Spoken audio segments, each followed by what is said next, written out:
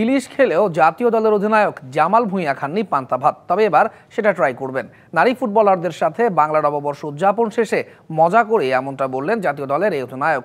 দেশের জন্য বছর জুড়ে সব আসরগুলোতে সাফল্য আনার প্রত্যয় ছিল নারী দলেরও।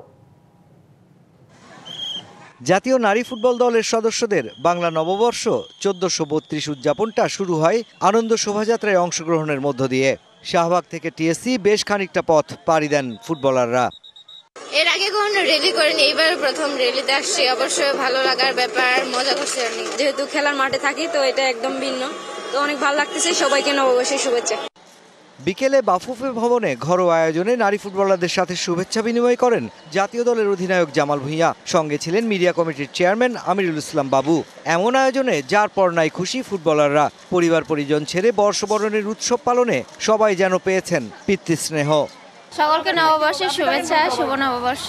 এটা আমাদের কাছে অনেক বড় পাওয়া যে বাবু স্যার এসে আমাদের সাথে সময় কাটাচ্ছে, আমাদেরকে মানে অভিভাবক হিসাবে আমাদেরকে সবসময় সাপোর্ট করে গেছে। এটা আমাদের কাছে অনেক বড়।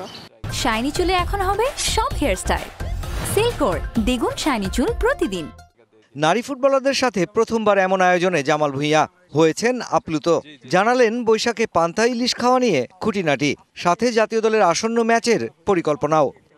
ইলিশ তো খাইছি অনেকবার, পান্তা আসলে কি আজকে খিচুড়ি দিছে, অনেক নতুন ফেস, বাট আশা করি সবাই ভালো করবে। নতুন বছরে সামনে খেলা আছে, দুইটা ভাইটাল ম্যাচ।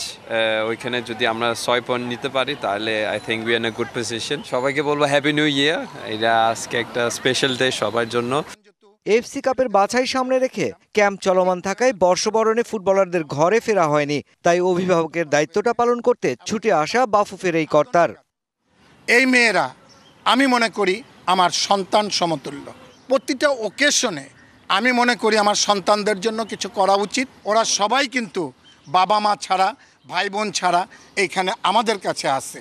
আমরা কিভাবে ওদেরকে সন্তুষ্ট করতে পারবো সেই দিকে সর্বদা সজাগ দৃষ্টি রেখেছি।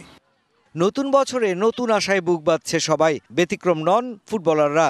বছর জুড়ে সব আসরে ভালো করে দেশের মুখটা উজ্জ্বল করবেন ফুটবলাররা, এটাই সবার চাওয়া। Mushfiqur Rahman, DBC news, Dhaka.